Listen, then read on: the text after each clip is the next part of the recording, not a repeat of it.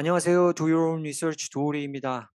오늘은 베어마켓 시기에 아무래도 경기 불황과 고물가의 시대가 도래를 했습니다, 사실. 불황이라고는 얘기는 안 하고 있어요, 연준에서. 그렇지만 지금 여러 가지 상황들이 경기 불황, 리세션의 지표들을 보여주고 있는 상황이어서 좀 최악의 상황을 좀 대비하자는 의미에서 제 생각을 여러분들과 공유하면서 여러분들과 이 얘기 나눠보는 시간 가질까 합니다. 일단 여러 가지 상황들이 2022년도에 경기 불황, 리세션을 얘기를 하고 있는데요. 가장 큰 것이 유가죠. 유가가 아주 크게 치솟고 있고 안정의 기미를 안 보이고 있습니다. 거기에 따른 물가 상승률도 엄청나죠. 그렇기 때문에 많은 사람들이 이 물가 상승률과 여러 가지 경제적인 상황들, 또 거기다가 연준이 이자율을 2022년도에 예상보다 좀 더 크게 빨리 올리고 유동성을 옥죄는 그런 시기를 좀 더 앞당기면서 아주 가파르게 해 나갈 전망들이 여러 가지 나오고 있어서 연준은 그렇지만 리세션을 얘기를 안 하고 있어요. 하지만 이 마켓 센티먼트가 리세션을 기정사실화하고 있는 것이 아닌가, 그렇게 저는 그쪽에 더 무게를 두고 시장 상황을 보고 있는 상황입니다. 다른 반대편에 서 있는 또 의견들도 있습니다. 전문가들의 의견들도 있다는 거를 먼저 말씀을 드리지만요. 제 생각은 시장 상황은 좋지 않다라고 생각을 하고 있습니다. 그리고 국채금리가 10년 만기 국채금리하고 2년 만기 국채금리가 이제 뒤바뀌는 그런 상황이 거의 지금 임박했다고 얘기를 하고 있습니다. 단기 금리보다 장기 금리 수익률이 더 높은 것이 정상인데 이것이 뒤바뀌어 버리는 경우가 있다고 해요.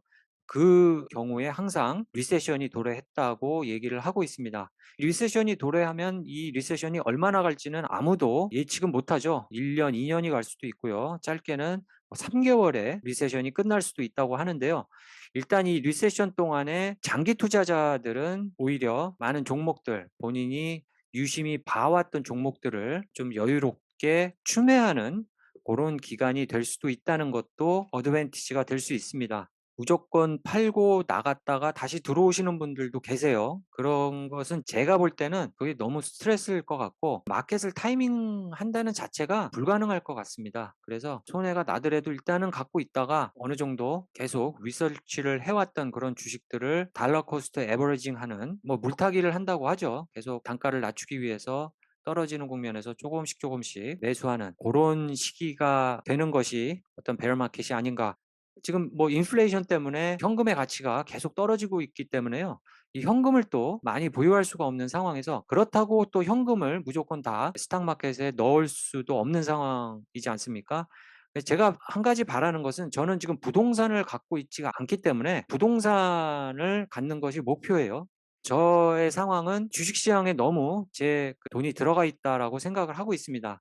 개인 주식투자에 들어가 있는 자금도 자금이지만 펀드에 들어가 있는 돈이 있어요. 그것도 주식시장에 들어가 있는 돈이죠. 제가 직접 투자하는 것이 아니고 투자성 생명보험이나 연금, 401k 같은 곳에 간접적으로 투자하는 그쪽에 또 들어가 있는 돈이 또 있기 때문에 현금 보유에 비해서 너무 많이 넣었다고 생각을 하기 때문에 더 이상은 제가 새로운 자금을 주식시장에 넣지는 않으려고 합니다. 그리고 캐시는 캐시대로 세이빙을 했다가 만약에 이제 주식시장의 가격이 이제 떨어지는 국면에서 부동산에 투자를 해볼까 준비하고 있는 상황이기 때문에요.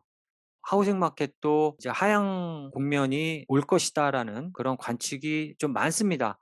반대 관측도 있지만은 저는 일단 하우징 마켓에 투자를 준비를 하고 있는 상황이기 때문에 여러 가지 또 이런 관측들이 돼요. 물가가 너무 상승을 했고 유가도 상승을 했고 모든 자재 값이라든가 주택을 보유할 때 내는 세금도 높아졌을 것이고요. 그다음에 주택을 관리하고 유지비도 상당히 오른 상황이고 주택을 갖고 있는 것이 디스어드밴티지한 상황이 됐다고 생각을 합니다.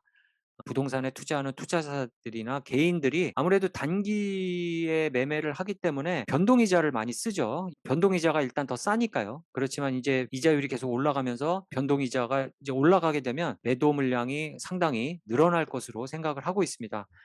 그리고 이런 소비자의 마켓에 대한 센티멘트도 상당히 위험 상황에 와 있다라는 것이 리세션을 관측하는 그런 상황입니다.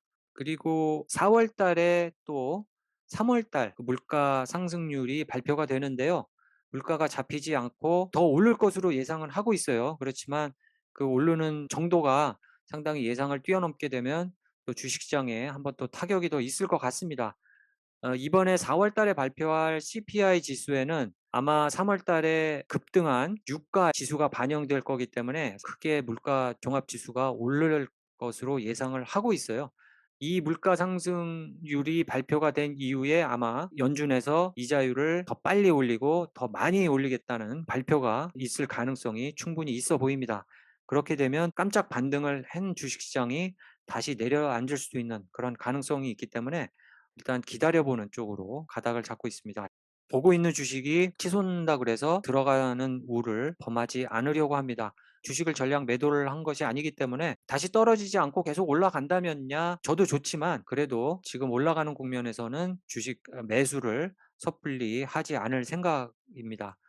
그리고 또 한 가지 되게 화약고가 있죠. 우크라이나의 전쟁 상황이 아직은 미지수입니다. 러시아가 어떻게 튈지 모르고요. 그렇기 때문에 더 악화되는 상황에서 주식시장이 크게 또 하락하는 상황이 될 수도 있고, 만약에 극적으로 타결이 돼서 전쟁 상황이 종료가 된다면야 주식시장의 큰 호재로 또 작용을 해서 주가가 랠리를 이어나갈 수 있지만, 이 러시아 사태로 인해서 많은 전 세계에 투자를 하고 전 세계로 뻗쳐 있던 이런 자금줄들, 달러가 지배했던 모든 경제 상황들이 다시 되돌아보게 되는 그런 상황이 됐습니다. 달러 시대에 도전장을 내민 전쟁이고요. 유럽과 미국이 앞으로 석유를 대체하는 에너지를 하루라도 더 빨리 상용화를 하자는 그런 인식들이 이번 전쟁에서 나오고 있고, 또 하나 암호화폐 시장이 다시 한번 또 꿈틀거리고 있습니다. 제 전체 투자량에 비해서는 상당히 작은 부분이 암호화폐 쪽에 들어가 있어요. 펀드에 투자하듯이 안전하게 좀 정기적으로 붙는 그런 방향을 또 생각을 해보고 있습니다. 그리고 5월 3일과 4일에 FOMC 미팅이 있죠. 그리고 4일 날 또 제롬 파웰이 한번 시장을 흔들 것인가, 뭐 기정사실화된 것 같아요. 뭐 0.5% 정도 올릴 그런 가망성이 있고요. 그거보다 더 심하게 유동성을 옥죄는 어떤 그런 발언이 나오면 주식시장이 또 한번 크게 타격을 받을 수 있다는 그런 여러 가지 지금 안 좋은 가능성이 도사리고 있기 때문에 깜짝 반등이 축배를 들기에는 아직 이른 시간이다라고 전 개인적으로 보고 있습니다. 그래서 좀 더 조심하자는 그런 쪽으로 전략을 잡고 있고요. S&P 500 같은 경우는 베어마켓 테리토리에 들어가기 전에 다시 반등을 했어요. 이 반등세가 다시 하락세로 떨어지면서 리세션 테리토리로 들어갈 수 있는 가능성도 충분히 있습니다. 한 15% 정도 최고치에서 떨어졌는데, 큰 메가캡 텍 주식들, 기술주들이 반등세를 떠받치고 있는 상황이기 때문에 어느 정도 S&P 500가 반등을 하고 있지 않느냐라고 보여지고 있습니다. 이 반등세가 어떤 다른 전문가들 얘기는 이런 리세션이라든가 이자율 인상 기간이 오면은 큰 메가캡 기술주들은 매도세가 선반영되어 있기 때문에 상승하는 것이 과거에도 그런 경향이 있었다고 해요. 그래서 S&P 500가 베어 마켓으로 떨어지는 것은 많은 전문가들이 아니라고 보고 있는 그런 상황 같습니다. 그래서 연준이 이자율을 인상하는 상황에서는 메가캡 기술주들이 빚을 발한다라고 얘기를 하고 있는 전문가들이 많은데요. 그렇다고 해서 지금 올라가는 국면에서 섣불리 구글, 아마존, 테슬라, 애플, 마이크로소프트 이런 큰 회사들 기술주들은 제 펀드에 이미 많이 투자가 되고 있는 그런 주식들이기 때문에 굳이 제가 따로 보유하기 위해서 투자를 하지 않으려고 생각을 하고 있습니다. 그리고 이 기술주들이 포함된 나스닥이 베어 마켓을 찍고 반등을 한 상황인데요. 이 나스닥도 제 생각에는 충분히 하락 국면이 짧은 미래에 올 수 있다라고 저는 생각을 하고 있기 때문에 섣불리 지금 들어가지는 않을 것으로 말씀을 드리겠습니다. 그리고 중소형주들이 포진하고 있는 러셀 2000, 제가 볼 때는 러셀 2000이 보합세로 계속 유지를 하면서 2000선 밑으로도 다시 떨어질 수 있는 가능성이 큰, 이 중소형주가 피해를 가장 많이 봤죠.